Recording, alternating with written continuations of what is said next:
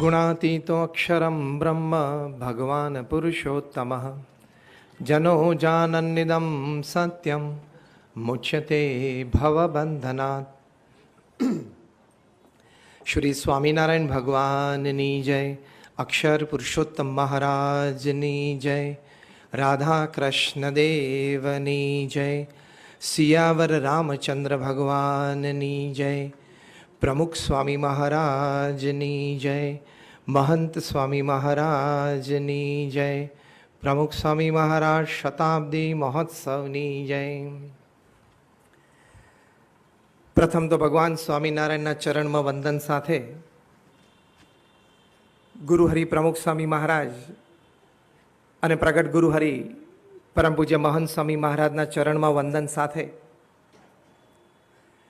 આજે આ રાજકોટના આંગણે યોજાયેલ બુક ફેર એ અંતર્ગત આયોજિત આ વિશેષ પ્રવચન માળામાં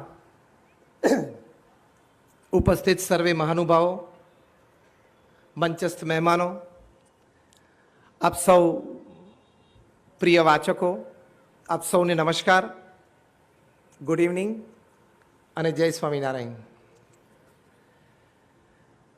રાજકોટના આંગણે આ પુસ્તક મેળાનું આયોજન સુંદર થયું અને આ તરવરાટ સાહિત્ય સંધ્યા એ અંતર્ગત ખૂબ સારા વાચકો અને વિચારકોના વિચારો આપણને એમની રસાળ શૈલીમાં પ્રાપ્ત થયા। જય વરસ્યા, જય વસાવડા નહીં, જય વરસ્યા, એનો પણ આપણને ખૂબ આનંદ આવ્યો। આટલા એક સુંદર વાચક, વિવેચક, લેખક અને ખૂબ મુક્ત મને આપણી સમક્ષ પોતાના વિચાર મૂકી અને આપણને પણ એ પુસ્તકની યાત્રામાં રહ્યા, એમની યાત્રામાં આપણને રાખીને પુસ્તકની યાત્રા કરાવી દીધી, એ બદલ આપણે પણ એમનો ખૂબ ખૂબ આભાર માનીએ છીએ। આજે જ્યારે મસ્તકથી પુસ્તક અને પુસ્તકથી મસ્તક એ સંબંધી વાત આપણે ચાલી રહી છે,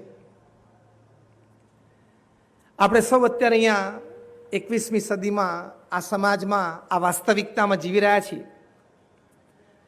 હમણાં જેનેટિક સાયન્સના એક રિસર્ચ પ્રમાણે there is 99% similarity between a chimpanzee અને હ્યુમન બિંગ। 99% વાંદરામાં અને આપણામાં કોઈ ફેર જ નથી।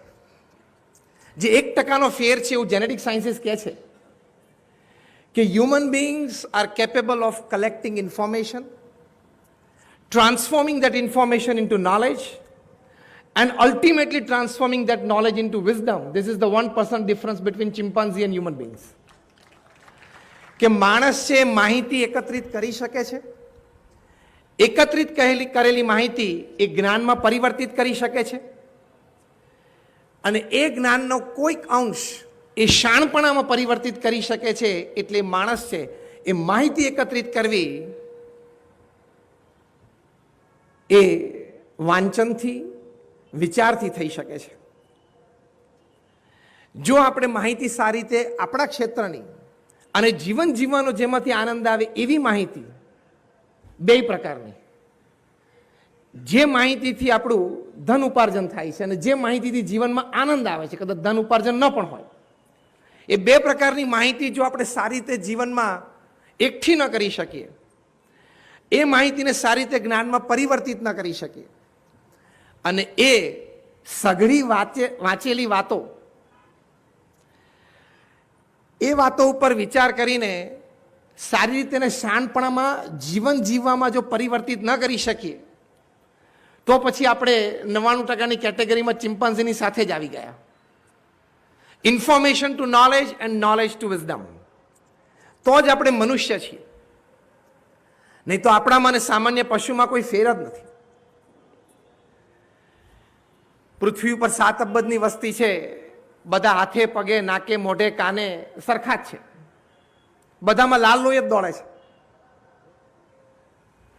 પણ જેનું જેવું વાંચન, એ વાંચન પછી જેના જેવા વિચારો અને એ વિચારો પછી એ વિચારોને અમલમાં મૂકીને જેવું વર્તન, એની પરથી એ માણસની કેટેગરી નક્કી થાય છે। જેમ જયભાઈએ વાત કરી એમ 21મી સદી આ વાત છે. 19મી સદીની વાત કરી કે હાઉ વેલ યુ ફોટ, જે તમે કીધું કે બાહુબળની અને શસ્ત્રોની સદી હતી.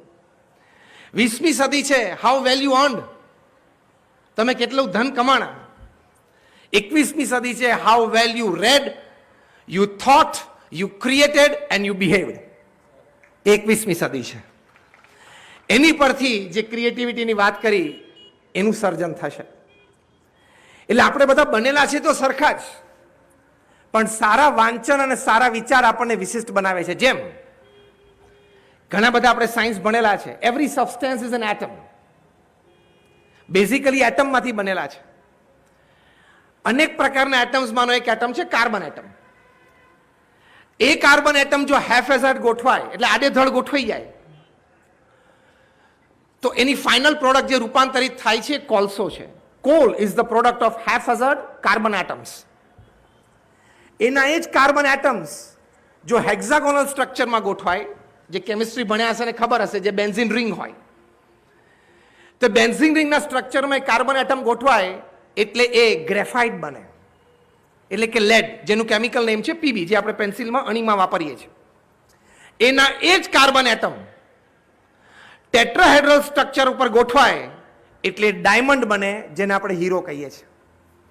એટલે કોલસો, ગ્રેફાઇટ અને ડાયમંડ ત્રણેયનું બેઝિક એલિમેન્ટ તો કાર્બન જ છે, અને કાર્બન સિવાય કાંઈ નથી. પણ એ કાર્બન એટમ કેવી રીતે ગોઠવાય છે એની ઉપર એની બાહ્ય કિંમત, રૂપ, રંગ, આકાર અને ચાહના એ ગોઠવાય છે. કાર્બન એટમ કેવા ગોઠવાય છે એની ઉપર એના રૂપ, રંગ, આકાર અને ચાહના ગોઠવાય છે. Carbon atom haphazard, it is coal. Carbon atom hexagonal, it is graphite. Carbon atom tetrahedral, it is diamond. આટલો નાનો ડાયમંડ હોય એમાંથી ટ્રક ભરીને કોલસા આવે અને ટ્રેક્ટર ભરીને ગ્રેફાઇટ આવે. તો એટમ્સ તો આપણામાં બધામાં સરખા છે. ભગવાને બુદ્ધિ શક્તિ આપણે બધાને આપી છે. એ સારા વાંચનથી અને સારા વિચારથી અને પછી સારા વર્તનથી, 3 વ યાદ રાખજો: વાંચન પછી વિચાર અને વિચાર પછી વર્તન. આ 3નો સુમેળ થાય ત્યારે તમારું અંદરનું સ્ટ્રક્ચર બહુ સારી રીતે ગોઠવાય and you transform yourself from coal to diamond. તમારે તમારી જાતને કોલથી ડાયમંડમાં પરિવર્તિત કરવી હોય તો એ સ્ટ્રક્ચર બરોબર ગોઠવવું જોઈએ. એ વાંચનથી આવે છે અને વિચારથી આવે છે. એટલે વાંચન ખૂબ સારું હોવું એ ખૂબ જરૂરી છે. ઘણા વર્ષો પહેલા મેનહટનમાં 110 માળનું બિલ્ડિંગ બંધાયું, જે પૃથ્વી ઉપર તે વખતે સૌથી ઊંચું બિલ્ડિંગ હતું, જેને કહેવાય છે એમ્પાયર સ્ટેટ બિલ્ડિંગ. એ જોવા માટે દુનિયાભરના યાત્રીઓ ત્યાં પહોંચતા. ત્યાં કોઈ આતંકવાદીને મન થયું 1995ની સાલમાં કે આપણે એક કાર બોમ્બ મૂકી આવીએ અને આખું બિલ્ડિંગ તોડી નાખો. એટલે કાર બોમ્બ મૂકી આવ્યા. જબરજસ્ત શક્તિશાળી બોમ્બ હતા અને ટ્રિગર કરીને તોડ્યા, એટલે કે બોમ્બ ફોડ્યા. લગભગ 45 ફૂટ ઊંડો ખાડો પડી ગયો બેઝમેન્ટમાં અને પહેલા 2 માળ તૂટીને નીચે પડ્યા, પણ બિલ્ડિંગ ના તૂટ્યું, એનો પાયો ના તૂટ્યો, એનું ફાઉન્ડેશન ના હલ્યું. ત્યારે બધાને બહુ આશ્ચર્ય થયું કે 45 ફૂટ ઊંડો ખાડો પાડી દીધો છતાં ફાઉન્ડેશન તૂટ્યું નહીં, છતાં ફાઉન્ડેશનના પિલર્સ તૂટ્યા નહીં. એનું શું કારણ છે? ત્યારે બહુ તપાસ કરતા ખબર પડી કે ફાઉન્ડેશન આરસીસીનું નહોતું, ફાઉન્ડેશન પથ્થરનું પણ નહોતું, ફાઉન્ડેશનના બીબામાં સીસું ભરેલું હતું, ફાઉન્ડેશન સીસાનું હતું. એટલે બોમ્બથી પણ તૂટ્યું નહીં. કોન્ક્રીટ હોય તો તૂટે, પથ્થર હોય તો પણ તૂટે, પણ સીસું ભરેલું હતું એટલે તૂટ્યું નહીં. આ પ્રસંગ જ્યારે મેં 1995માં વાંચ્યો ત્યારે મને એક વિચાર આવેલો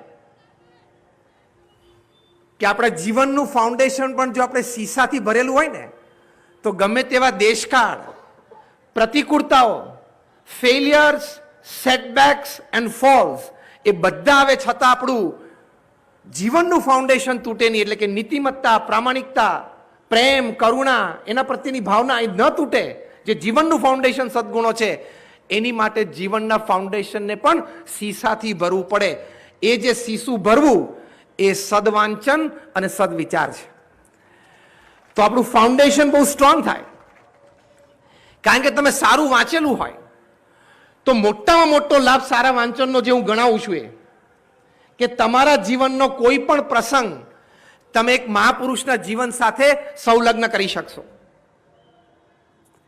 તમારા જીવનની બનેલી કોઈ પણ ઘટનાને તમે કોઈ મહાપુરુષના જીવનની ઘટના સાથે સરખાવી શકશો. That is the biggest advantage of good reading. તમને એમ થાય કે રામાયણ કે મહાભારત ઇરેલેવન્ટ છે, જૂના જમાનાની વાતો છે, પણ આઈ ચેલેન્જ એન્ડ ગેરંટી તમારા જીવનનો કોઈ પણ પ્રસંગ તમે પિકઅપ કરો જે અત્યાર સુધી બન્યો છે, આજે પણ બની રહ્યો છે અને ભવિષ્યમાં પણ બનશે. અહીંયા બેઠેલા તમામ નહીં, પૃથ્વી પર 7 અબજની વસ્તી માટેની આ વાત છે. Any incident that has happened in your life is happening or will happen. એક પણ પ્રસંગ રામાયણ કે મહાભારતમાં નહીં હોય એવું નહીં બને. આઈ ચેલેન્જ એન્ડ ગેરંટી. તો તમે સીધું રિલેટ કરી શકશો કે મારા જીવનમાં પ્રસંગ બન્યો, આ પ્રસંગ અર્જુનને બનેલો કે કર્ણને બનેલો કે અર્જુનને બનેલો, ભગવાન રામને બનેલો, લક્ષ્મણને બનેલો, એ લોકોએ શું વિચાર્યું, શું કર્યું, એ તમને સીધું દ્રશ્યમાન સામે થશે. અને હું તમને ગેરંટી સાથે કહું કે સદગુણે યુક્ત વર્તન, જે સીધું કાઉન્સેલિંગ, બીજા સોશિયલ કાઉન્સેલિંગની તમારે જરૂર નહીં પડે, ફેમિલી કાઉન્સેલર્સ પાસે જવું નહીં પડે, સ્ટ્રેટ અવે શાસ્ત્ર કાઉન્સેલિંગ થશે તમને. અને એ દ્રશ્ય સામે આવશે કે આ પ્રસંગે આ પાત્રએ આવું ચારિત્ર્યયુક્ત ગુણિયલ વર્તન કર્યું. આ બે શબ્દો હું ઉમેરું છું. ચારિત્ર્યયુક્ત અને ગુણિયલ વર્તન કર્યું. મારે એ પ્રમાણે વર્તવું, મારે એ પ્રમાણે બોલવું. આઈ ગેરંટી યુ કે તમે તમારા નિજી, વ્યક્તિગત, પારિવારિક, સામાજિક કે વ્યવસાયિક પ્રશ્નમાંથી જલ્દી વહેલા તંદુરસ્ત બહાર આવી શકશો. એટલી તાકાત એપિક ગ્રંથમાં છે. એ તાકાત આપણને તો જણાણી છે, પશ્ચિમના જગતને પણ જણાણી છે કે આવા જે મહાન એપિક્સ છે, કોઈ દિવસ રામાયણ કે મહાભારત માટે મિથ શબ્દ વાપરો નહીં. એ સત્ય ઘટનાઓ છે. ભગવાન પૃથ્વી ઉપર પધાર્યા, ભગવાનના એ ચરિત્ર છે.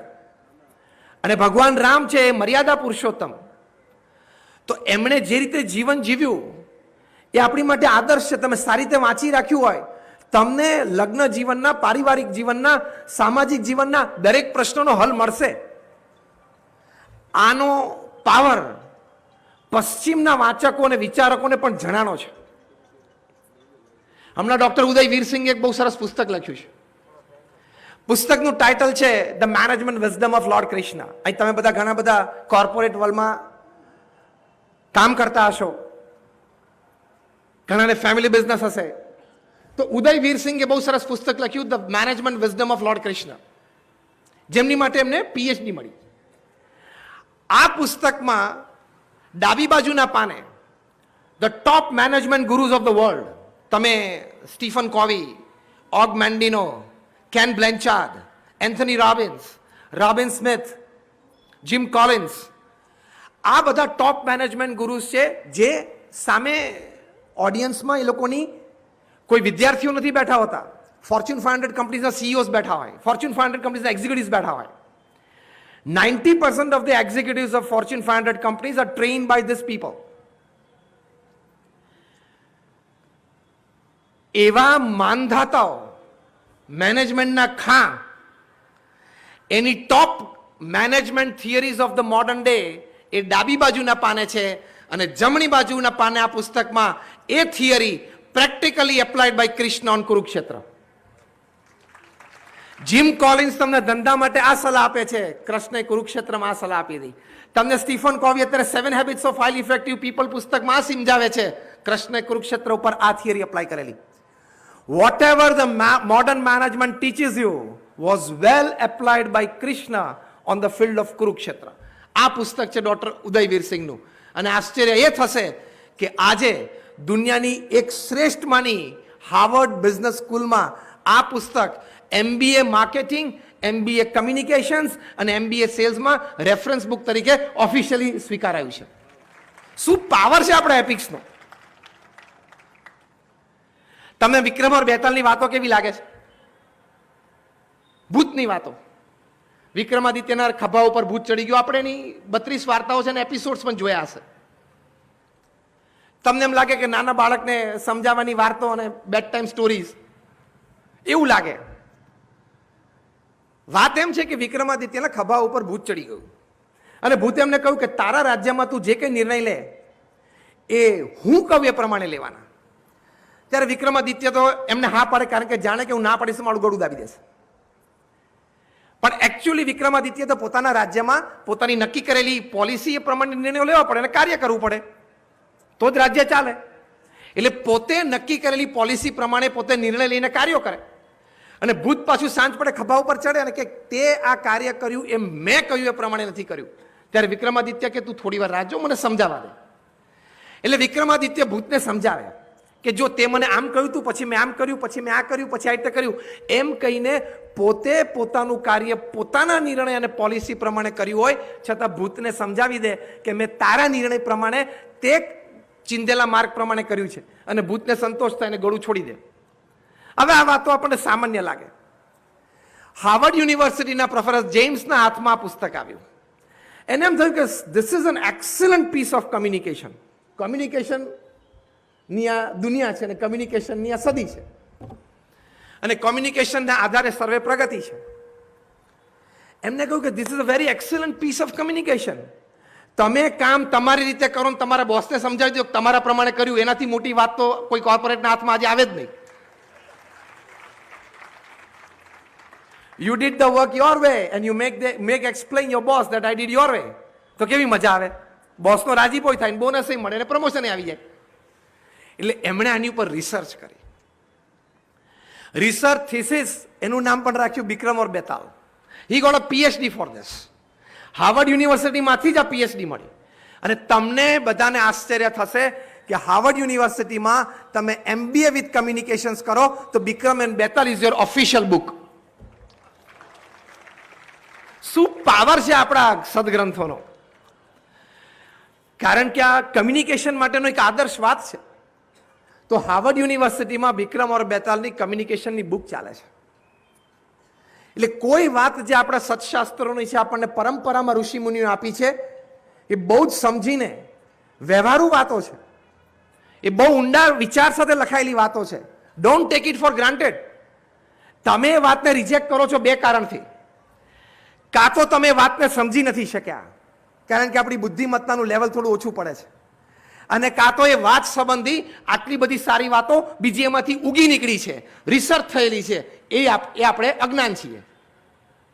એ અજ્ઞાત અવસ્થા છે. એટલે કાં તો અહમ અને કાં તો અજ્ઞાત અવસ્થા, કાં તો અહમ અને કાં તો અજ્ઞાત અવસ્થા. Either ego or either less sense of understanding or ignorance. એને લીધે આપણે આવી મહાન કૃતિઓને ઓલ્ડ છે, ઇરેલેવન્ટ છે, જમાના પ્રમાણે નથી, આજના દિવસોમાં ન ચાલે, આજે તો ઘણી બધી બીજી વાતો વાંચવી પડે, એવું આપણા મનમાં આવી જાય. તો એ વાત આપણે સમજવી પડે. એટલે વાંચકો તો અહીંયા ઘણા બધા બેઠા હશે, વાંચવાના મનવાળા પણ હશે, પણ ઘણી વખત શું વાંચવું ને એ પ્રશ્ન છે. કારણ કે વોશિંગ્ટન DC જે દુનિયાની સૌથી મોટી લાઇબ્રેરી છે, under the command of the white house, ત્યાં રોજ 6000 નવા પુસ્તકો જમા થાય છે. એ પણ સ્ક્રીન કરીને એ લોકો લે છે. 6000 ન્યૂ બુક્સ. એ બધી ઈ બુક્સમાં ટ્રાન્સફર થઈ જાય છે, તે લોકોને આમ સ્પેસનો પ્રોબ્લેમ નથી આવતો. તો આટલો મોટો ઢગલો છે. અમારા એક મહાન સંત હતા, સંત સ્વામીએ કહેતા, વાણી અને પાણીનો પાર નથી. વાણી એટલે બે રીતે, મૌખિક રીતે બોલાય ને લખેલી બે. વાણી અને પાણીનો કોઈ પાર નથી. તો મોટા મોટો પ્રશ્ન વાંચકોનો હોય છે કે શું વાંચવું, કારણ કે ઢગલો અને સમુદ્ર સામે છે. તો એક સિદ્ધાંત યાદ રાખવાનો કે જે વાંચનથી તમારું જીવન જ્યાં છો ત્યાંથી થોડુંક ઉર્ધ્વ બને એવી પણ શક્યતા હોય એ વાંચવું. The reading that lifts you. જે વાંચન તમે થોડું ઉર્ધ્વ ગતિ આપી શકે, વિચારોની દ્રષ્ટિએ હોય, વર્તનની દ્રષ્ટિએ હોય, વ્યવહારની દ્રષ્ટિએ હોય. અને એવા વાંચનથી શું પાવર જનરેટ થાય. મહાત્મા ગાંધી તો સંકલ્પ લઈને ભારતમાં આવેલા કે ભારતને આઝાદી અપાવું. અને અંગ્રેજોને ભારતમાંથી તગેડું. આવો સાહિત્ય મેળો હોય, પુસ્તક ફેર હોય, ત્યારે જેમ જયભાઈ વાત કરી અમુક ટ્રેડિશનલ શબ્દો એનો એક આનંદ હોય. તગેડું એટલે કે અંગ્રેજોને અહીંથી તગેડું એ વિચાર લઈને તો આવેલા, પણ to fight the mightiest military power, એમને એક લોહીનું બુંદ પણ નહોતું વહેવા દેવું, તો કેવી રીતે લડત લડવી? ત્યારે એમને લિયો ટોલ્સ્ટોયને એક પત્ર લખ્યો, અને લિયો ટોલ્સ્ટોયને એમને પત્ર લખ્યો કે મારે ભારતને આઝાદી અપાવી છે, અંગ્રેજોની સત્તા અહીંથી છોડાવી છે, તો મારે શું કરવું? વળતા ઉત્તરમાં લિયો ટોલ્સ્ટોયે ગાંધીજીને ફક્ત 5 શબ્દો લખેલા. એ 5 શબ્દો હતા, go back to your religion. Leo ટોલ્સ્ટોયે લખ્યું કે go back to your religion, તમારા ધર્મના જે મૂલ્યો છે એ મૂલ્યોના આધારે તમે લડત કરજો. અને ગાંધીજી આ શબ્દો પકડ્યા અને સત્ય અને અહિંસા 2 મહાન ધર્મના મૂલ્યો એમને લીધા, અને એ બેના આધારે અંગ્રેજો સામે લડત આદરી અને વિજયી થયા. એટલો પાવર આપણા સંત ગ્રંથોમાં છે. એમને ડેવિડ થોરોનું પણ પુસ્તક વાંચ્યું, સિવિલ ડિસઓબિડિયન્સ, જે ડેવિડ થોરોએ લખ્યું છે. એમાંથી એમને સત્યાગ્રહ કરવાનો એક વિચાર જન્મ્યો, અસહકારની લડતનો વિચાર જન્મ્યો. તો કોક ઠેકાણે દુનિયામાં કોકે એમના અનુભવ લખ્યા છે. જેમ જયે બહુ સરસ વાત કરી કે કોક લેખકે, કોક વ્યક્તિએ એના 70 વર્ષનો એક અનુભવ 300 પાનામાં મૂક્યો, એ સીધો તમને 7 કલાકમાં મળી જાય છે. એ બહુ સુંદર વાત કરી. તો સિવિલ ડિસઓબિડિયન્સ ડેવિડ થોરોએ લખ્યું, એમને તો એક જગ્યાએ બેસીને લખ્યું હશે, ગાંધીજીએ વાંચ્યું, એમાંથી સત્યાગ્રહ અને અસહકારની લડત શરૂ થઈ, જેના લીધે જે ક્વિટ ઇન્ડિયા મુવમેન્ટ 1942માં શરૂ થઈ અને અંગ્રેજો અહીંથી ગયા. તો આટલી તાકાત આ પુસ્તકોમાં રહેલી છે. હેરિયટ બીચર સ્ટોવે લખ્યું અંકલ ટોમ્સ કેબિન, બહુ નાનું પુસ્તક છે. અંકલ ટોમ્સ કેબિન આપણે બધા નાનપણમાં વાંચેલું છે. એ વાંચીને માર્ટિન લુથર કિંગને એમ થયું કે અશ્વેત માટે કેમ સર્વ એટલે કે યુનિફોર્મ સિવિલ કોડ અથવા તો સિવિલ રાઇટ્સ કેમ નહીં? આ એક પુસ્તકમાંથી જન્મેલો આ વિચાર, અને એ વિચાર એટલો પ્રબળ કે એમાંથી એક બહુ જ મોટી ક્રિયા ઉત્પન્ન થઈ, અને એક મોટી ઉત્પન્ન થયેલી ક્રિયામાંથી ફળીભૂત એ થયું કે અમેરિકાની ધરતી ઉપર શ્વેત અને અશ્વેત બંનેને સરખા હક મળ્યા, એક નાના 80 પાનાના પુસ્તકમાંથી. શું પાવર છે ગ્રંથોનો! આટલી બધી તાકાત આ ગ્રંથોમાં રહેલી છે, આ શબ્દોમાં રહેલી છે. એટલે આપણા કોઈ મહાન સંત કવિએ લખ્યું છે, શબ્દે માર્યા મરી ગયા અને શબ્દે છોડ્યા રાજ, જેણે શબ્દ વિચાર્યા તેના સર્યા કાજ. જેણે શબ્દ વિચાર્યા એના સારા કામ થયા છે. એટલે આવી રીતે આ શબ્દોમાં અગાધ તાકાત રહેલી છે, જબરજસ્ત તાકાત રહેલી છે. માટે એમાં શ્રદ્ધા રાખવી, સારા પુસ્તકોનું વાંચન રાખવું. 10 પાના તો સારા પુસ્તકના રોજ વાંચવા જ. If you go to bed without reading 10 good pages, you cease to be a human being. હું તો એવું સ્ટેટમેન્ટ આપું છું, તમે માણસ મટી જાઓ જો 10 સારા પાના રોજ તમે ન વાંચો તો. એટલે વાંચવું છે એ ખૂબ જરૂરી છે. શોફેનહોવરે ઉપનિષદ વાંચ્યા, બહુ સરસ ઉપનિષદોની વાત, બૃહદારણ્યક ઉપનિષદની બધી વાત સુંદર કરી. શોફેનહોવર તો એક જર્મન વ્યક્તિ, જેને ભારતીય સંસ્કૃતિ વિશે કોઈ ખ્યાલ નહીં, પણ એ ભારત આવ્યા, એમને ઉપનિષદ વાંચ્યા, એટલા બધા ગમ્યા, તે વારાણસીમાં ઉપનિષદો માથે મૂકીને નાચ્યા. અને એમણે શોફેનહોવરે એમના જીવન ચરિત્રમાં લખ્યું છે, અદ્ભુત વાક્ય લખ્યું છે, કેટલો પરિસંતોષ વ્યક્ત કર્યો છે. શોફેનહોવરે લખ્યું, now I am quoting him not just word to word but letter to letter, શબ્દ નહીં અક્ષરશ. શોફેનહોવરે લખ્યું કે the study of the Upanishads has been the solace of my life and will remain the solace of my death. કે ઉપનિષદનો અભ્યાસ મેં કર્યો અને એ જે જ્ઞાન મેં જીવનમાં ઉતાર્યું, પચાવ્યું, ડાયજેશનની વાત કરી, પચાવ્યું, તો એ મારા જીવનનો પણ મને આનંદ અને સુખાકારી બન્યા, મારા મૃત્યુનો પણ એ આનંદ, શાંતિ અને સુખાકારી રહેશે. તો આટલી બધી તાકાત આ ગ્રંથોમાં રહેલી છે. માટે આપણે એમાં અવશ્ય શ્રદ્ધા રાખવી જ જોઈએ. પ્રમુખ સ્વામી મહારાજે આ BAPS સંસ્થા આ વિશ્વ ફલક ઉપર મૂકી દીધી. પણ એમના વાંચનનો શોખ પણ જબરજસ્ત હતો. તમને આશ્ચર્ય થશે, પ્રમુખ સ્વામી મહારાજ એમના જીવનમાં જે કાર્ય કર્યું એ આપણા બધા માટે પ્રેરણારૂપ છે. He was a one man organisation, એક વ્યક્તિ સંસ્થા હતા. તમે બધા અહીંયા કાલાવાડ રોડ ઉપર એક મંદિર જોયું હશે, યસ ઓર નો? તમે અક્ષરધામ ગાંધીનગર કે દિલ્હી જોયું હશે, યસ ઓર નો? આવા 1300 કેમ્પસ, 1300 કેમ્પસ પ્રમુખ સ્વામી મહારાજે સિંગલ હેન્ડેડલી ઉભા કર્યા. રાજકોટમાં એક 3 BHK તમારે લેવો હોય ને તો પણ તમને 20 વર્ષ થાય. આવા 1300 કેમ્પસ સિંગલ હેન્ડેડલી બિલ્ડ કર્યા અને સક્સેસફુલી એડમિનિસ્ટર કર્યા. એમણે 100 થી વધારે હોસ્પિટલ, હોસ્ટેલ, સ્કૂલ અને કોલેજીસ બનાવી અને એનું સફળ સંચાલન કર્યું. પ્રમુખ સ્વામી મહારાજે અમારા જેવા 1100 સંતોને દીક્ષા આપી. એમાંથી 750 થી પણ વધારે સંતો graduates, post graduates, chartered accountants, doctors ને એન્જિનિયર્સ છે. એમાંથી 150 થી પણ વધારે સંતો they are born American and British citizens. એમાંથી લગભગ 50 થી પણ વધારે અમારા સંતો Stanford, Harvard, Carnegie Mellon, Yale, Kellogg, ઓક્સફર્ડમાં ભણેલા છે. આ તો હસતા હસતા વાત કરું કે એટલા માટે વાત કરું કે તમને એમ ના થાય કે કંઈ નહીં ફાવ્યું હોય, નહીં જામ્યું હોય, નહીં ગમ્યું એટલે અહીં આવી ગયા છે. બધું જામેલું હતું, ફાવેલું હતું અને ગમેલું હતું.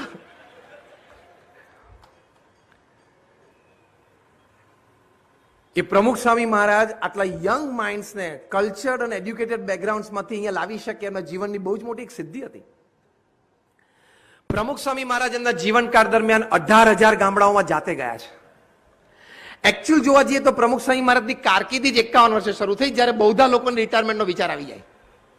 હી સ્ટાર્ટેડ હિઝ કરિયર એટ 51, 1971 માં યોગીજી મહારાજ ધામમાં ગયા પછી 18,000 ગામડાઓમાં ફર્યા છે દુનિયાના 60 દેશોમાં.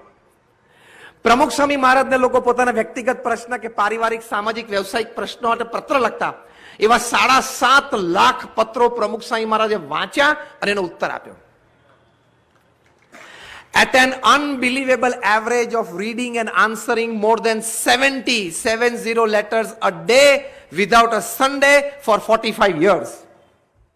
શું પ્રચંડ પુરુષાર્થ, શું પ્રવૃત્તિ. આજે સાંજે આપણે એક આવા સમારંભમાં બેઠા છીએ. 50 વર્ષ સુધી પ્રમુખ સ્વામી મહારાજ રોજ સાંજે 2 કલાક સમારંભમાં મંચ ઉપર બેઠા અને સત્સંગ આપ્યો. કોઈ ઘર, ઓફિસમાં તમે જાઓ એવી 3.5 લાખ પધરામણીઓ પ્રમુખ સ્વામી મહારાજે જાતે કરી અને BAPS સંસ્થાને વિશ્વ ફલક ઉપર મૂકી. આજે ભારતની નામાંકિત આંગળીના વેઢે ગણાય એવી સંસ્થાઓમાંની BAPS એક સંસ્થા જેને યુનાઇટેડ નેશન્સમાં પરમેનન્ટ સીટ છે એઝ એન NGO. દર શુક્રવારે અમારો પ્રતિનિધિ યુનોમાં બેસે છે. હવે આ બેકગ્રાઉન્ડ મેં તમને શેની માટે કહ્યું? પ્રમુખ સ્વામી મહારાજની પ્રવૃત્તિનો વ્યાપ મેં એટલા માટે આપણે ગણાવ્યો કે અહીંયા આપણે બેઠેલા બધા મંચસ્થ અને સભામાં કોઈને આ કક્ષાની પ્રવૃત્તિ નથી. Right or wrong? આટલી મોટી જવાબદારી નથી. Right or wrong? એની વચ્ચે પણ BAPS સંસ્થાના કદાચ નાના મોટા લગભગ 600 થી પણ વધારે પ્રકાશનો પ્રમુખ સ્વામી મહારાજે 2, 3 અને 5 વખત વાંચેલા છે.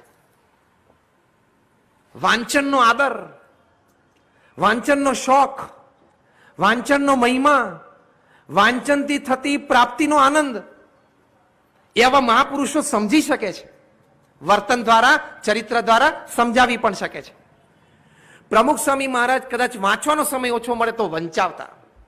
અમે ઘણા બધા સાક્ષી છીએ. શૈલેષ અહીંયા બેઠા છે, જઈએ પણ કદાચ દર્શન કર્યા છે.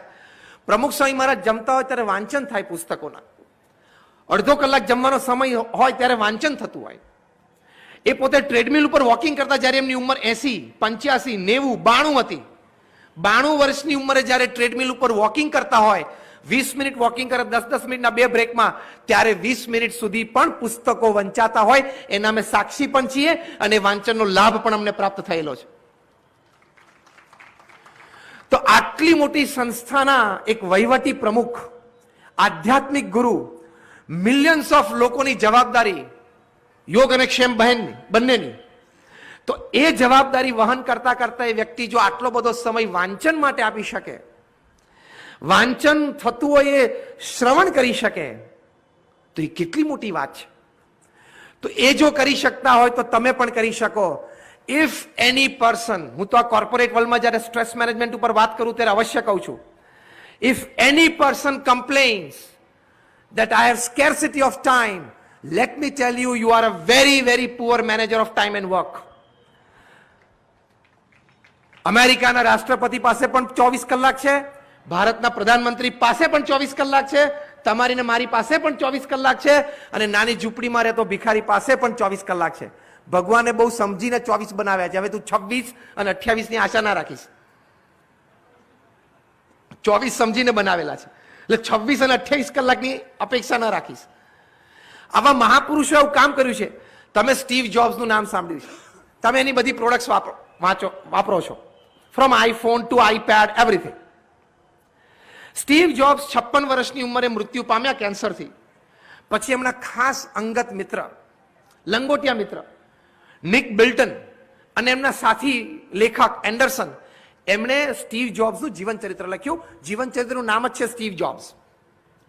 અહીંયા હું પ્રેક્ષકગણમાં એટલે કે શ્રોતાગણમાં ઘણા બધાને જોઉં છું, ત્યારે યંગ પેરેન્ટ્સ, તમારા ઘણા બધાના સંતાનો અરાઉન્ડ ધ એજ 8, 10 અને અર્લી ટીનેજમાં હશે. હાથ ઊંચા કરો જેના અર્લી ટીનેજર્સમાં સંતાનો હોય. ઘણા બધા છે.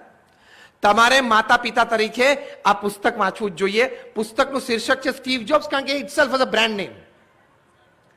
આ પુસ્તકમાં નિક બિલ્ટન એક સરસ પ્રસંગ લખ્યો છે. શું પારિવારિક જીવન અને વાંચન ની અગત્યતા એ આ કક્ષાની લોકો સમજેલા હતા. નિક બિલ્ટને કહ્યું કે એક વખત મને સ્ટીવ જોબ્સે પોતાના ઘરે આમંત્રણ આપ્યું કે તમે આજે સપરિવાર મારે ત્યાં ભોજન માટે આવો. રાત્રિ એટલે કે ડિનર માટે અમે ત્યાં ગયા. નિક બિલ્ટન, એમના પત્ની, એમના 2 સંતાનો, હું, મારા પત્ની અને મારા એક સંતાન, અમે 7 જણા ડાઇનિંગ ટેબલ ઉપર બેઠા. હસતા હસતા મેં વાત શરૂ કરી. નિક બિલ્ટન લખે છે કે Steve, I thought the walls of your house must be like huge touch screens, isn't it? કે હું તો એવું અનુમાન કરીને આવેલો તારા ઘરે, કારણ કે પહેલી વાર સ્ટીવના ઘરે જતા હતા, કે તારા ઘરની દિવાલો તો મોટી મોટી ટચ સ્ક્રીન હશે નહીં? સ્ટીવ જોબ્સ હસતા હસતા કે નો, ઇટ્સ જસ્ટ વુડ. અમેરિકામાં અમે લાકડું જ હોય. પછી નિક બિલ્ટન કે મેં સાહજિક પ્રશ્ન પૂછ્યો. સાંભળજો બધા. નિક બિલ્ટને પૂછ્યું કે Steve, which iPhones do your children use? ત્યારે સ્ટીવ જોબ્સે નિક બિલ્ટનને કહ્યું કે ask my children, એને તું પૂછી લે ને. એટલે એને બંને સંતાનોને પૂછ્યું. નિક બિલ્ટનની એટલે સ્ટીવ જોબ્સની દીકરી 13 વર્ષની અને દીકરો 11 વર્ષનો, કે which iPhones do you use? તો બંને જણા નીચું મસ્તક રાખીને જમવાનું ચાલુ રાખ્યું. એટલે ફરી વખત સ્ટીવને પૂછ્યું કે સ્ટીવ, તારા સંતાનો શું કયો આઈફોન વાપરે છે? ત્યારે સ્ટીવ જોબ્સે કહ્યું, my children have not touched an iPhone. મારા સંતાનો હજી આઈફોન અડ્યા જ નથી. નિક બિલ્ટન કે મારા હાથમાંથી લગભગ આમ ચમચી છટકી ગઈ, અને આશ્ચર્ય સાથે મેં પૂછ્યું કે Steve, what are you talking? તો કે યસ. તો કે કેમ? કે મારા સંતાનો આઈપેડને પણ નથી અડ્યા. નિક બિલ્ટન કે શું વાત કરો છો? સ્ટીવ જોબ્સ કે હા. નિક બિલ્ટને પૂછ્યું કયા વિચારથી? કારણ કે તમે તો આ દુનિયાને ટેકનોલોજી આપી અને આ 2 વસ્તુથી તો દુનિયાની હરણફાળ છે. ત્યારે સ્ટીવ જોબ્સે નિક બિલ્ટને કહ્યું, આ પુસ્તક સ્ટીવ જોબ્સમાં પ્રસંગ લખેલો છે, તમે વાંચજો. સ્ટીવ જોબ્સે કહ્યું કે હું માનું છું કે મારા સંતાનોના અત્યારે ઘડતરના વર્ષો છે, હજી એ થોડા માસૂમ છે, પૂર્ણ રીતે એ પુખ્ત થયા નથી. ત્યાં સુધી એમના મનની મજબૂતાઈ ઘડવા માટે, આ શબ્દો વાપર્યા છે, એમના મનની મજબૂતાઈ ઘડવા માટે મેં એમને પુસ્તકો હાથમાં આપ્યા છે. એ પુખ્ત વયના થશે, પુસ્તકો વાંચીને એને ટેકનોલોજીનો વિવેક આવશે, પછી હું ટેકનોલોજી આપીશ.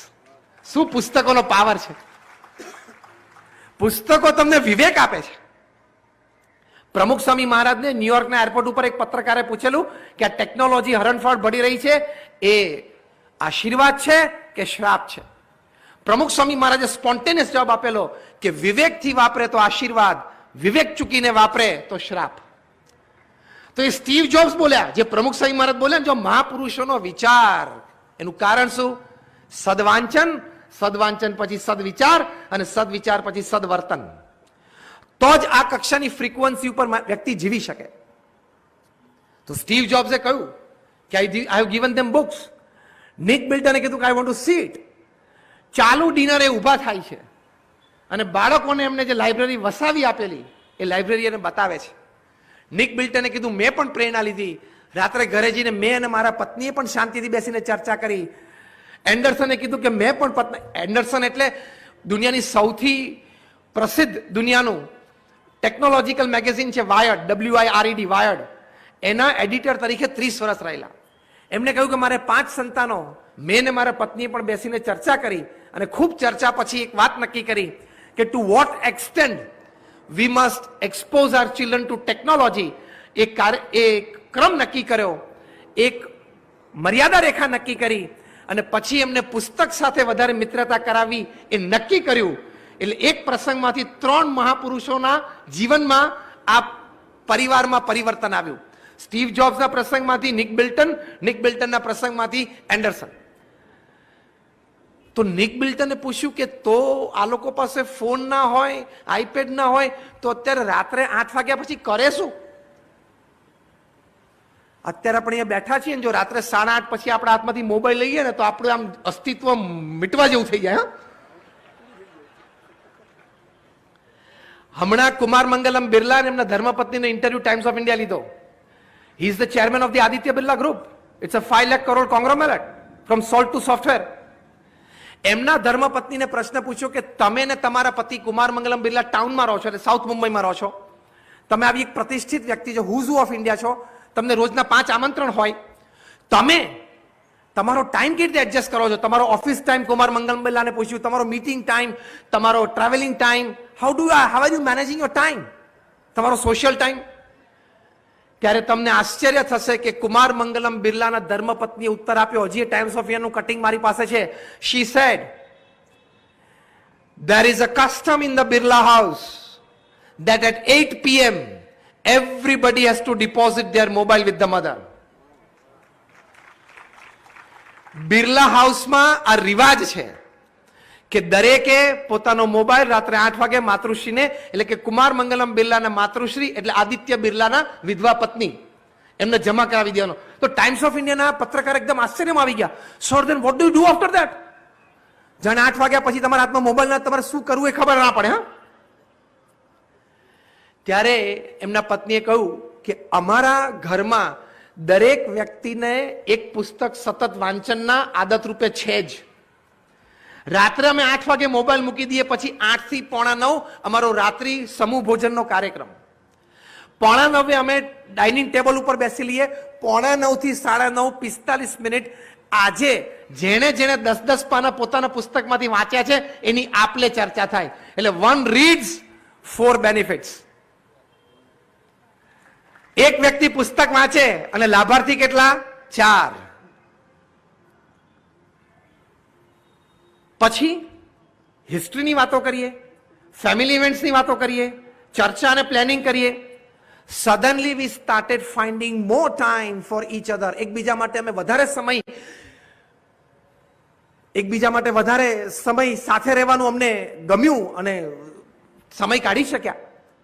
તો એ જે આનંદ હતો પારિવારિક જીવનનો, અને એકબીજાને સાંભળવાનો આનંદ, એકબીજા જે નવી વાત લઈને આવે છે એનો આનંદ, આગલી વાતનું અનુસંધાન. તો ઘરમાં દરેક વ્યક્તિ એક પુસ્તક વાંચતી હોય, રાત્રે જમ્યા પછી તમે 15 મિનિટની પણ આની ચર્ચા કરો, એકબીજાને આપલે કરો, તમારું મન કેટલું સમૃદ્ધ થઈ જાય. તમારા વિચારો કઈ કક્ષાની શુદ્ધિને પામે, તમને કઈ કક્ષાના વર્તનની પ્રેરણા મળે. This is the power of this books. આ હકીકત છે. પણ અત્યારની જનરેશન છે ને, આ ટચ સ્ક્રીન જનરેશન છે. જેમ ટચ સ્ક્રીન હોય ને કોઈ પણ ગેજેટ, એને તમે અડો ને એટલે ડિસ્પ્લે કરે, બરાબર ને? એટલે આ જનરેશન ટચ સ્ક્રીન થઈ ગઈ. ખાલી વાપરવામાં નહીં, વર્તવામાં પણ ખરી. એને એમ થાય છે કે બધા રિઝલ્ટ ઇન્સ્ટન્ટ આવવા જોઈએ. This is the biggest drawback of gadget world today. આજની પેઢીને એમ છે કે હું મોબાઈલને ટચ કરું છું ને મને કંઈક ડિસ્પ્લે થાય છે, કંઈક રિઝલ્ટ મળે છે. એમ મારા જીવનમાં પણ જે પણ હું વિચારું એ મને તરત પરિણામ મળવું જોઈએ, એ ન મળે. એની માટે કાર્યવાહી થાય, પુરુષાર્થ થાય અને ઘણી તકલીફો વેઠવી પડે, ત્યારે એ કાર્ય સિદ્ધ થાય. એ નેગેટિવિટી જે આજની પેઢીમાં આવી ગઈ છે ને, એ તમે પુસ્તક લઈને બેઠા હશો ત્યારે તમને ખબર પડશે કે આ 300 પાનાનું પુસ્તક પૂરું કરતા 10 દિવસ પણ થાય, અને વધારે ટ્રાવેલિંગ હોય તો 30 દિવસ પણ થાય, અને કદાચ 2 મહિના પણ થાય. તો તમને ધીરજ રહેશે. ધીરજ નામનો મોટો સદગુણ મોડર્ન ગેજેટ છે આજની પેઢીની મનમાંથી કાઢી નાખ્યો છે. પુસ્તક છે તમને ધીરજનો ગુણ આપે છે, ગેજેટ છે ધીરજ લઈ લે છે. See I am not against it. તમે ગેજેટ ના વાપરો એમ નથી કહેતા. I also use a mobile, I use an iPad, I have a PC, I use a laptop. પણ સાથે પુસ્તકનો પણ સંગ રાખવો જોઈએ ને. સ્વામી રામતીર્થ કહેતા કે 3 વસ્તુઓ વ્યક્તિને સ્થિર, ધીર અને મહાન બનાવે છે. એક સોબત, બીજું સાહિત્ય અને ત્રીજી શ્રદ્ધા. 3 સ: સોબત, સાહિત્ય અને શ્રદ્ધા. તો જો નક્કી કરીએ તો જો પ્રમુખ સ્વામી મહારાજ આટલી વ્યસ્તતાની વચ્ચે પણ વાંચન રાખી શકતા, સ્ટીવ જોબ્સ જેમણે આટલી વ્યસ્તતા વચ્ચે પણ ખૂબ સારા પુસ્તકો વાંચ્યા અને આ પ્રેરણાઓ આપી અને પારિવારિક જીવનમાં એક અંગરૂપ બનાવી દીધું. આજે એપલ કંપની $1,400 બિલિયન એનું રેવન્યુ, $1,400 અબજ, which is more than the GDP of more than 170 countries individually. આ કક્ષાએ દર 10 સેકન્ડે દર 1 સેકન્ડે 10 આઈફોન વેચાય છે. પૃથ્વી પર જેટલા આઈફોન છે એના ઢગલા કરો એટલે આઈફિલ ટાવર જેટલા ઊંચા થઈ જાય. એ વ્યક્તિ રોજ અડધો થી પોણો કલાક વાંચન રાખતી. તો મારે તમને એટલું કેવું છે, તો તમે કરી શકો? Yes or no? It's not a strong one. Yes or no? હજી સ્ટ્રોંગ આવ્યું નથી. If you decide you can. તમે જો નક્કી કરો તો તમે પણ કરી શકો. અને હવે તમે એમ કહો આ પ્રસંગો સાંભળીને કે મને વાંચન માટેનો સમય નથી મળતો, તો હું માની લઉં કે તમે કુમાર મંગલમ બિરલા કરતા, તમે સ્ટીવ જોબ્સ કરતા અને તમે પ્રમુખ સ્વામી કરતા પણ વધારે વ્યસ્ત છો. અને મને માની લેવા વાંધો નથી, વ્યસ્ત તમે વધારે હો તો, પણ એમના જેવી પ્રોડક્ટિવિટી લાવો. તો મેનેજ યોર ટાઈમ વેલ. તમે સારી રીતે તમારો સમય મેનેજ કરશો તો તમે સારી રીતે કરી શકશો. એની માટે હું તમને સ્પષ્ટ પ્રેક્ટિકલ માર્ગદર્શન આપું. તમારું ટીવી ઓછું કરો, સોશિયલ મીડિયા ઓછું કરો અને વાંચન વધારે કરો. ટીવીમાં તમે કોન્સ્ટન્ટલી એક્સેપ્ટ કરો છો જે તમને ફેંકવામાં આવે છે. that robs you of your intelligence, creativity. બુદ્ધિમત્તા અને તમારી સર્જન શક્તિ એના ટીવી હણી લે છે. પેન્ગ્વિન બહુ સારું પ્રકાશન છે, પેન્ગ્વિન હાઉસ. એમાં એક પુસ્તક પ્રકાશિત થયું છે, the plug in drug. The plug in drug. એમાં ટીવી કેટલું ભયંકર છે આજની પેઢી માટેનું વર્ણન છે. એમાં મુખ્ય આ વાત લખેલી છે કે તમારી ઇન્ટેલિજન્સ, તમારી ક્રિએટિવિટી, તમારી પ્રેઝન્ટેશન ઓફ યોર આઈડિયાઝ, 5, 10, 15 વ્યક્તિની હાજરીમાં તમે કેવી રીતે વ્યક્ત થવું, આ બધું જ લઈ લે છે. કદાચ ટીવી તમને ઇન્ફોર્મેશન વધારે આપે છે, પણ તમારી સ્ટ્રીટ સ્માર્ટનેસ એ હણી લે છે. એટલે તમારા સંતાનોને હું એમ નથી કહેતો કે સારા પ્રોગ્રામ ન દેખાડવા, પણ તમને લોકોને જ શોખ છે કે તમારા ઘરમાં આખો દિવસ ટીવી ચાલુ હોય છે. તે તમારું ભૂલ ભરેલું વર્તન છે. It is an idiot box. જ્યાં સુધી તમે જીવનમાં 200, 250, 300 સારા પુસ્તકો વાંચ્યા નથી, ત્યાં સુધી તમારી વિચાર શક્તિ, વ્યક્ત થવાની શક્તિ, વર્તન શક્તિ ખીલે જ નહીં. અહીંયા જે માતા પિતા બેઠા છે, અને હું આ પણ એક સજેસ્ટ કરું, ડેવિડ કેરોલે બહુ સરસ પુસ્તક લખ્યું છે, સ્પિરિચ્યુઅલ પેરેન્ટિંગ. કે તમે પેરેન્ટ્સ તરીકે તમારા ઘરમાં એક આધ્યાત્મિક પેરેન્ટિંગ કેવી રીતે થાય, આધ્યાત્મિક માતૃત્વ, આધ્યાત્મિક પિતૃત્વ, એમાં એમને બહુ સરસ, you have to replace your destructive parenting methods with constructive once. અદ્ભુત. એ પોતે પેરેન્ટિંગ ઉપર વર્લ્ડ ઓથોરિટી છે, પણ એમને પુસ્તક લખ્યું છે, તમને કેટલી બધી પ્રેરણાઓ મળશે. અને અત્યારે બહુધા તો ઘણી વખત ટીવી શોઝમાં ઘણા બધામાં ક્યાંક બધી દ્વિઅર્થી વાતો આવી જાય, દ્વિઅર્થી દ્રશ્યો આવી જાય.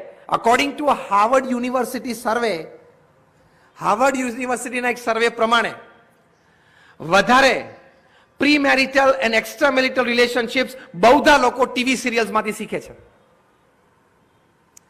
કારણ કે ટીવી સિરિયલ્સમાંથી એક્સ્ટ્રા મેરિટલ રિલેશનશિપમાં પ્રથમ હાવભાવ, પછી બોડી લેંગ્વેજ, આ બધું એમાંથી શીખે છે. એટલે એ ઓછું કરીને અથવા તો નહીવત કરીને તમે સારા પુસ્તકો વાંચો તો you create a different power. There is an aura within you. You will be more acceptable, જે બહુ હકીકત છે. તો આવા સરસ પુસ્તકો આપણે વાંચવા જોઈએ. મેં જેમ કહ્યું એમ શું વાંચવું ને શું ન વાંચવાનો વિવેક અત્યંત રાખવો પડશે, કારણ કે શબ્દોમાં જબરદસ્ત તાકાત છે. નોર્મન કુઝિન્સે પુસ્તક લખ્યું, એટલે જેને પ્રકાશિત કર્યું, મૂળ તો એડોલ્ફ હિટલરે લખેલું છે, માઇન્ડ કેમ્પ એટલે મારો સંઘર્ષ. જે જર્મન લોકોએ પોતાની પોલિટિકલ બાઇબલ બનાવી દીધી અને યહૂદી ઉપર આક્રમણ શરૂ કર્યું. જેટલા યહૂદીઓ મર્યા આ માઇન્ડ કેમ્પ વાંચીને, એટલે હિટલરે લખેલા પુસ્તક વાંચીને. એનું વિશ્લેષણ નોર્મન કુઝિન્સે લખ્યું છે કે for every word of mind camp 125 Jews were killed. For every page of Mein Kampf 4,700 Jews were killed, and for every chapter of Mein Kampf 1,20,000 Jews were killed. તમે જો નેગેટિવ વાંચન કરશો, અશ્લીલ વાંચન કરશો, શ્રી રાજગોપાલાચારી પોતે કહેતા કે અશ્લીલ વાંચનથી તમારા મનની શક્તિઓ નબળી પડશે, તમારા વિચારો ઉપર તમારા કાબુ નહીં રહે અને તમારાથી ગેરવર્તન ચોક્કસ થઈ જશે, જે તમને આજીવન પસ્તાવો આપશે, તમારો પરિવાર બરબાદ થશે અને તમારી કારકિર્દી રૂઇન થઈ જશે. એ હકીકત છે. શ્રી રાજગોપાલાચારી કહેતા. તો આવા પુસ્તકો તમે પછી વાંચો કે મારે બહુ ઇન્ફોર્મેટિવ રહેવું છે એવી કાંઈ જરૂર નથી. અગેન મેં તમને કહ્યું કે જે તમારા જીવનને ઉર્ધ્વ બનાવી શકે અને જે તમને આનંદ આપી શકે, એટલે કે સાત્વિક આનંદ આપી શકે, એવું વાંચન તમારે કરવું જોઈએ. અને if you read 200 good books in a span of 10 years, તમારો ઓરા, તમારી પર્સનાલિટી, આખું એક વ્યક્તિત્વ એ તમારું જુદું થઈ જાય. તમે તમારા સંતાનોને સદવાંચનની ટેવ નથી પાડી. આઈ વોઝ ફોર્ચ્યુનેટ કે હું નાના બીજા ધોરણમાં ભણતો ત્યારે મને આ પુસ્તકોની ટેવ પાડવામાં આવેલી. મેં મારું પહેલું રીડર્સ ડાયજેસ્ટ પુસ્તક હું સ્ટાન્ડર્ડ સેકન્ડમાં હતો ત્યારે વાંચેલું. તો નાનપણથી તમારા સંતાનોને સદવાંચનની તમે ટેવ નહીં પાડો એટલે પછી એ ઇન્ટરનેટ ઉપર જાય છે, પછી ત્યાં બ્લુ વેલ રમે છે, પછી ત્યાં પબજી રમે છે, પછી ત્યાં ટિકટોક એપ્સ બધી રમે છે અને સુસાઇડ તરફ જાય છે. ભારતમાં 200 થી પણ વધારે તરુણોએ અને તરુણીઓએ બ્લુ વેલ રમીને આપઘાત કર્યા છે. પૃથ્વી પર તો 700 થી પણ વધારે. કારણ કે પછી તમને સુસાઇડની ચેલેન્જ આપે. 50 સ્ટેપની આ ગેમ તમને સુસાઇડની ચેલેન્જ આપે અને તમને આનંદ એ થાય કે તમે તમારા સોશિયલ સર્કલમાં બોલો કે વેલ યુ નો મારો સન 13 વર્ષનો થયો પછી આઈ થિંક સ્કૂલમાં બધા પાસે આઈફોન હતો એટલે મેં પણ એને આઈફોન આપ્યો અને નેટ ઓન ફોન આપ્યું. તમે તમારા તરુણ વયના અંડર 18 સંતાનોના હાથમાં તમે આઈફોન કે કોઈ પણ સ્માર્ટફોન નેટ સાથે આપો છો, એ પેરેન્ટ્સ તરીકે તમે ખાલી ભૂલ નથી કરી, તમારી મૂર્ખામીનું પ્રદર્શન કર્યું છે. જો સ્ટીવ જોબ્સ એમના સંતાનોને સમજાવી શકતા હોય તો તમે ન સમજાવી શકો. તમે એને સદવાંચન તરફ ના લઈ જઈ શકો. It is your job, it is your duty and it is your dignity. તો એ સદવાંચનથી એ આ બધી વસ્તુઓથી દૂર રહેશે. તમારા સંતાનો જે પબજી રમતા હશે ને જેટલો ટાઈમ એમાં કાઢ્યો, એમાં કેટલી એની મેન્ટલ એનર્જી વેસ્ટ થઈ ગઈ. એ જ મેન્ટલ એનર્જી 5-7 સારા પુસ્તકો વાંચી શક્યો હોત અથવા વાંચ્યા હોત, તમે પ્રેરણા આપી હોત તો એની વિચારધારા આખી ખીલી જાત. પુસ્તકો વાંચવાથી એક મોટો લાભ એ છે કે તમે તમારા જીવનના પ્રશ્નોનું સમાધાન સારી રીતે એનાલિસિસ કરીને લાવી શકશો. તમને અનેક પ્રકારના દ્રષ્ટિકોણ આવશે. હમણાં અમે સુરતમાં એક બહુ જ મોટા ડાયમંડના વેપારી, એમની ફેક્ટરીમાં પધરામણીએ ગયેલા, શ્રી રામકૃષ્ણ એક્સપોર્ટ્સ ગોવિંદભાઈ ધોળકિયા. એમના લગભગ 8-10 માળના સેન્ટ્રલ એર કન્ડિશન બિલ્ડિંગમાં 3,500 ડાયમંડના કારીગરો કામ કરે છે. એમાં ઉપલા માળે એમને 3 મશીન અમને બતાવ્યા, દરેક મશીન 12 કરોડનું. 12 કરોડનું એક મશીન. એમને મને કહ્યું કે આ ઇઝરાયલ મેડ મશીન્સ છે. મેં કહ્યું ફાઇન. મેં કહ્યું આની વિશેષતા શું? એમણે મને કહ્યું કે આ 12 કરોડનું મશીન છે એ મશીનની અંદર અહીંયા એના પ્લેસમેન્ટ ઉપર કોઈ ડાયમંડ કે કોઈ હીરો એટલે મૂકવામાં આવે, વિધિન 2 મિનિટ્સ આ મશીન આ ડાયમંડને 2 કરોડ એંગલથી ચેક કરે. આ મશીન ડાયમંડને 2 કરોડ એંગલથી ચેક કરે અને એનો ભાવ નક્કી કરે. અને આ મશીને નક્કી કરેલો ભાવ સર્વત્ર માન્ય થાય. આ મશીન બગડે તો એ ઇઝરાયલ બેઠા બેઠા ઓનલાઈન આ મશીન રિપેર કરી શકે, પણ બગડે જ નહીં. પણ કદાચ તો એ જોઈને મને વિચાર આવ્યો કે જો તમે જીવનમાં સદવાંચન કર્યું હોય ને તો તમે પણ તમારા જીવનના ઘણા બધા પ્રશ્નોને ઘણા બધા એંગલથી મૂલવી શકો. There is also machine here. તમે તમારા પ્રશ્નોને ઘણા એંગલે મૂલવી શકો. તમે વાંચન નહીં કર્યું હોય ને, સાંભળજો, તમે સદવાંચન નહીં કર્યું હોય અને ભરપૂર પ્રમાણમાં વાંચન નહીં કર્યું હોય ને તો તમે તમારા પ્રશ્નોનું સમાધાન ઇમોશનલ જર્ક ઉપર કરશો. કે લાગણીનો ઉભરો આવી ગયો, છૂટાછેડા આપી દીધા. લાગણીનો ઉભરો આવી ગયો, કાગળ ફાડી નાખ્યા. લાગણીનો ઉભરો આવી ગયો, મારકૂટ કરી લીધી. ઇમોશનલ જર્ક ઉપર તમે તમારા પ્રશ્નનું સમાધાન લાવશો, જેના લીધે તમે પાછળથી પસ્તાશો, કારણ કે વાંચનની ખામી છે. સદવાંચનથી તમે સદવિચાર ઉપજ્યો હોય, તમારામાં સ્થિરતા રહે, ધીરતા રહે, એટલે તમે પ્રશ્નને ઘણા દ્રષ્ટિકોણથી મૂલવી શકો. અને કયો દ્રષ્ટિકોણથી તમને, તમારા પરિવારને, તમારા સમાજને અને દરેક વ્યક્તિને લાભાન્વિત થાય છે, એવા સમાધાન ઉપર તમે આવી શકો.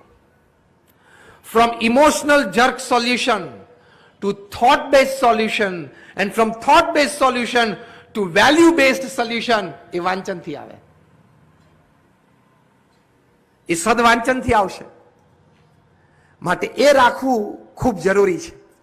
ભગવાન સ્વામિનારાયણ એમના વચનામૃતમાં સારંગપુરનું 3જું વચનામૃત છે, એમાં ભગવાન સ્વામિનારાયણ આપણને એક સુંદર રીત શીખવાડી છે. વાંચનનો લાભ મેક્સિમમ જીવનમાં કેવી રીતે ઉઠાવવો. ભગવાન સ્વામિનારાયણે 4 પગથિયા આપ્યા: શ્રવણ, મનન, નિધિધ્યાસ અને સાક્ષાત્કાર. એમ વાંચન, મનન, નિધિધ્યાસ અને સાક્ષાત્કાર.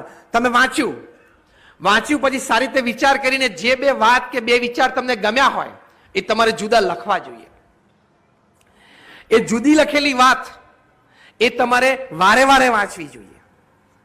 એ વારે વારે વાંચેલી વાત સહજ રીતે તમને જ્યારે જરૂર પડે, ખાલી પ્રવચન માટે નહીં પણ જીવનમાં સમસ્યાના સમાધાન માટે જરૂર પડે ત્યારે સહેજે સ્ફૂરી આવે, એને સાક્ષાત્કાર કહેવાય.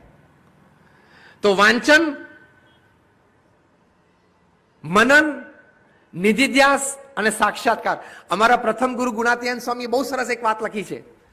એક્ઝેક્ટ વર્ડ્સ હું તમને કહું: જે વાંચ્યું તે વિચાર્યું નહીં તો વાંચ્યું શું કામનું. જે વિચાર્યું તે અમલમાં ન મૂક્યું તો વિચાર્યું શું કામનું. માટે જે વાંચીએ તે વિચારીએ અને વિચારીએ તે અમલમાં મૂકીએ તો એ વાંચન સાચું. એ રીતે આપણે વાંચવું જોઈએ. એ રીતે એમાંથી લાભ છે, એ રીતે એમાંથી આનંદ છે. અમારા વડીલ સંત છે પૂજ્ય ઈશ્વરચરણ સ્વામી, બહુ નાના હતા ત્યારે એમણે ચૈતન્ય મહાપ્રભુનું જીવન ચરિત્ર વાંચ્યું. એમાંથી એમના અંતરમાં ભગવાન પ્રત્યેની ભક્તિમાં આનંદ છે અને એક ભક્તિ સ્ફુરી. પછી એમણે ગાંધીજી સાથે રહીને મહાદેવભાઈ હાથીએ જે બધી મહાદેવભાઈ ડાયરી લખેલી એ બધી એમને ડાયરી પણ એમને વાંચી. એમાંથી એમને પ્રેરણા મળી કે એમના ગુરુ યોગીજી મહારાજ સાથે વિચરણમાં ફરતા ત્યારે નાનામાં નાના પ્રસંગો બધા ડાયરીમાં લખી લેતા અને એ ડાયરીના ફળ સ્વરૂપે આજે અમને સંપ્રદાયમાં પ્રમુખ સ્વામી મહારાજના ગુરુ યોગીજી મહારાજના 6 મોટા વિસ્તૃત જીવન ચરિત્રના ભાગ મળ્યા. એ આ પૂજ્ય ઈશ્વરચરણ સ્વામી લખેલી ડાયરી અને એ પ્રેરણા મહાદેવભાઈની ગાંધીજીએ લખેલી ડાયરી એ વાંચેલી, એમાંથી પ્રેરણા. One step by a man. જ્યારે નીલ આર્મસ્ટ્રોંગે ચંદ્ર ઉપર પહેલો પગ મૂક્યો ને ત્યારે ન્યુયોર્ક ટાઈમ્સના પહેલા પાના ઉપર હેડિંગ આવેલું કે one small step by a man but a giant leap for mankind. કે માણસે તો એક ડગલું મૂક્યું પણ માનવ વિકાસ એની એક હરણફાર થઈ.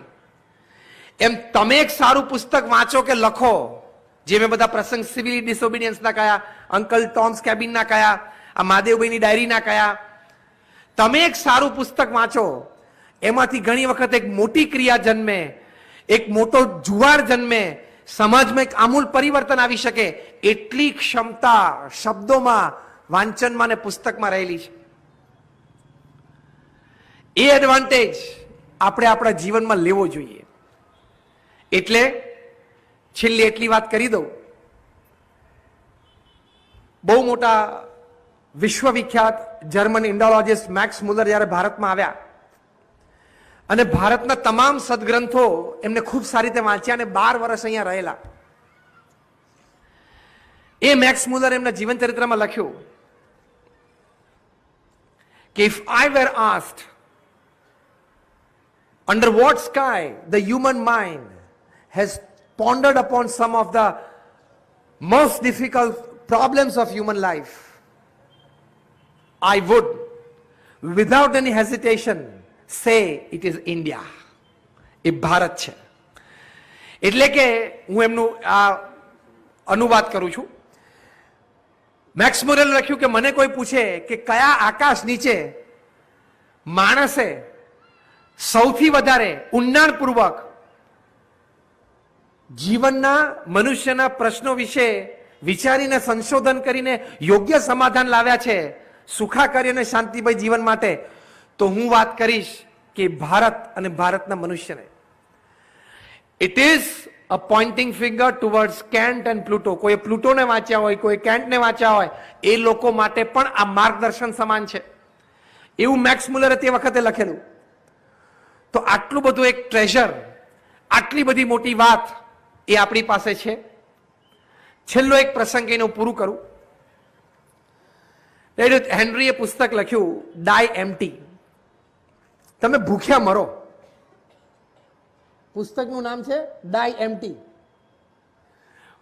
કે તમે ભૂખ્યા મરો. બહુ સરસ પુસ્તક છે. આ પુસ્તકમાં એમણે એના પુસ્તકનો જન્મ કેવી રીતે થયો એમણે કહ્યું કે I was a basically a management student, અને હું મારા ક્લાસમાં ગયો તો એક દિવસ મારા પ્રોફેસરે મને પૂછ્યું, મારા પ્રોફેસરે મને કહ્યું કે which are the most rich lands upon this અર્થ. ત્યારે એક છોકરાએ ઉત્તર આપ્યો કે the diamond mines of Africa. અમારા પ્રોફેસરે ના પાડી. બીજા એક વિદ્યાર્થી હાથ ઊંચો કર્યો, પ્રોફેસરે કહ્યું બોલ, એટલે એને ઉત્તર આપ્યો કે ધ બિલ્ડર્સ ઓફ મુંબઈ. આ બધા ખૂબ ધનાઢ્ય કમ્યુનિટી અને રિચ લેન્ડ્સ કહેવાય. ત્રીજાએ ઉત્તર આપ્યો કે oil wells of Middle East. આ બધા ધનાઢ્ય પ્રદેશો છે. એની પણ પ્રોફેસરે ના પાડી. એટલે બધા વિદ્યાર્થીઓને આશ્ચર્ય થયું કે તો પછી પૃથ્વી ઉપર સૌથી સમૃદ્ધ પ્રદેશ કયો? The rich land. ત્યારે પ્રોફેસરે ઉત્તર આપ્યો કે ધ રિચેસ્ટ લેન્ડ, પૃથ્વી ઉપર સૌથી સમૃદ્ધ પ્રદેશ, the richest land upon this earth is the symmetry, એટલે કે સ્મશાન. કેમ? તો કે ત્યાં ઘણા બધા એવા લોકો છે કે એના મનમાં ઘણા સારા વિચારો હતા, પણ એ વ્યક્ત કર્યા વગર, પૃથ્વીને આપ્યા વગર, અને હમણાં જેમ જયે વાત કરી એમ આવતી પેઢીને એ વારસામાં આપ્યા વગર એ મૃત્યુ પામી ગયા. એટલે સૌથી સમૃદ્ધ પ્રદેશ કયો છે? સ્મશાન. કે જ્યાં ઘણા બધા સારા વિચારો, ઉમદા વિચારો, કદાચ એમાંના ઘણા વિચારો એવા હતા કે they could have created a big change in the society, એ ન આપી શક્યા, એ લઈને એમને મરી ગયા, એટલે સૌથી સમૃદ્ધ પ્રદેશ એ કહેવાય. આ વાત ઉપરથી આ લેખકને વિચાર આવ્યો અને એમને પુસ્તક લખ્યું છે ડાય એમ્પ્ટી, એટલે કે ભૂખ્યા મરજો. એટલે કે તમે મરો એ પહેલા તમારા મનમાં જે સદવિચાર હોય, ઉત્કર્ષ સંબંધી વાતો હોય, પ્રગતિ સંબંધી વિચારો હોય, એ તમામ કોકને આપીને અથવા તો લખીને, ભલે તમે લેખક ન હો, તમારું કોઈ પબ્લિશિંગ હાઉસ પબ્લિશ ન કરવાનું હોય, છેવટે નોટ અને પેન લઈને ક્યાંક લખીને તો જજો જ. Die empty, don't take the treasure with you. ખજાનો તમારી સાથે લઈ જવાની જરૂર નથી. ભૂખ્યા મરજો. તો બહુ જ સુંદર ઉપદેશ છે. એટલે અહીંયાથી તમને બધાને લેખક બનવાની છૂટ આપવામાં આવે છે.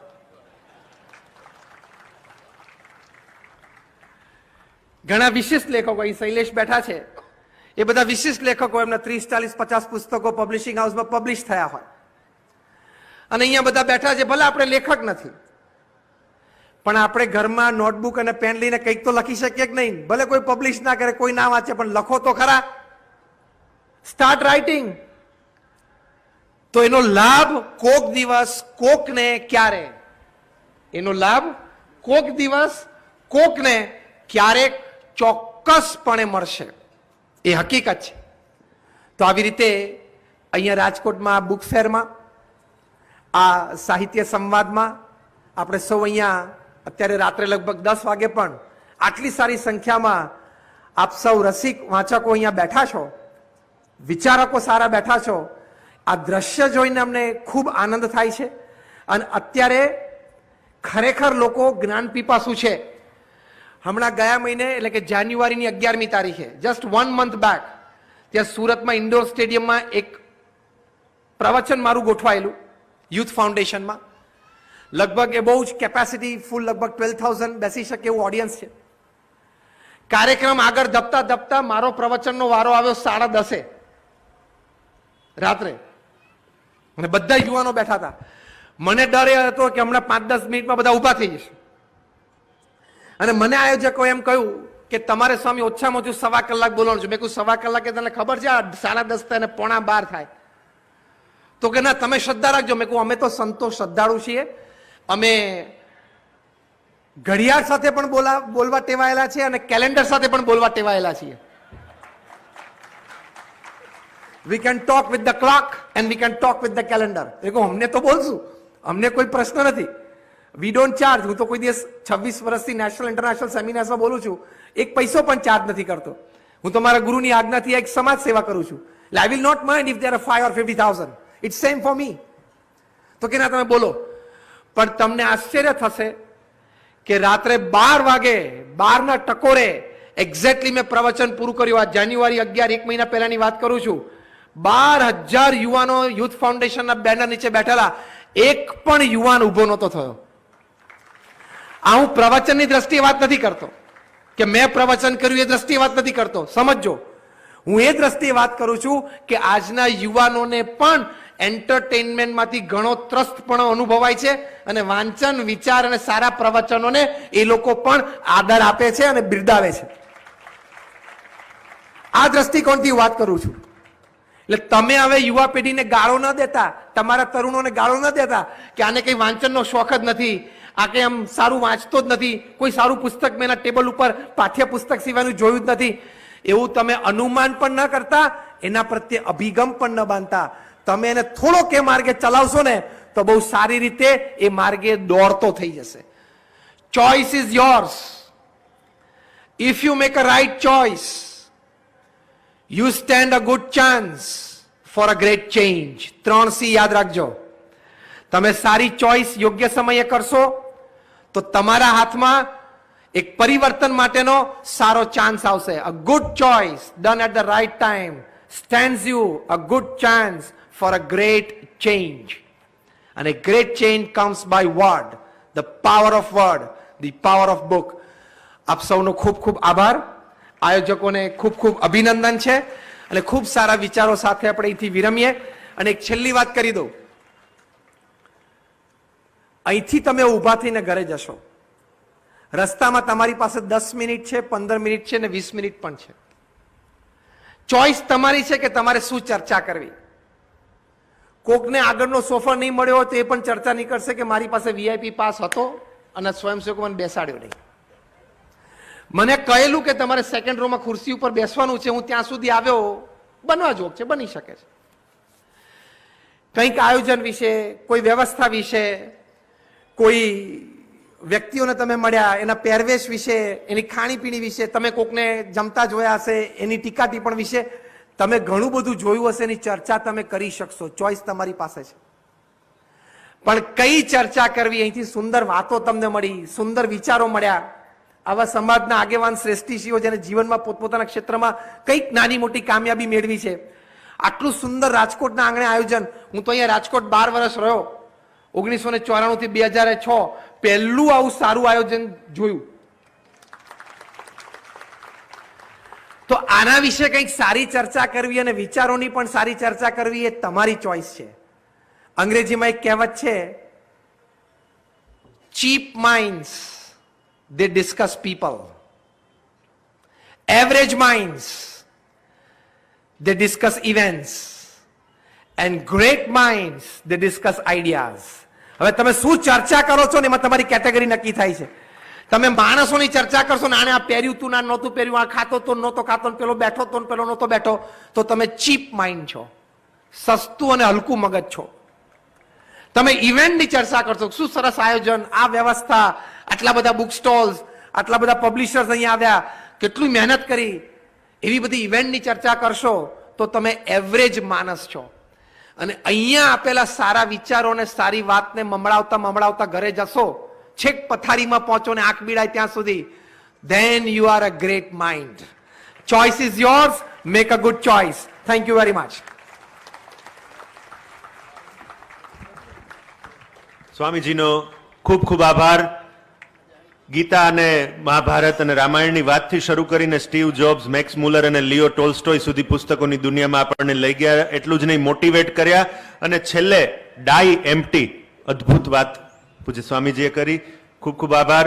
આટલો ગભરાઈ કા અંધકારથી મુઠ્ઠી ભરી આજ્ઞા લે તને હું પાઠવું, હું સાધુ બીજું તો શું આપી શકું, શ્રી સવાને સાથિયા લે તને હું પાઠવું.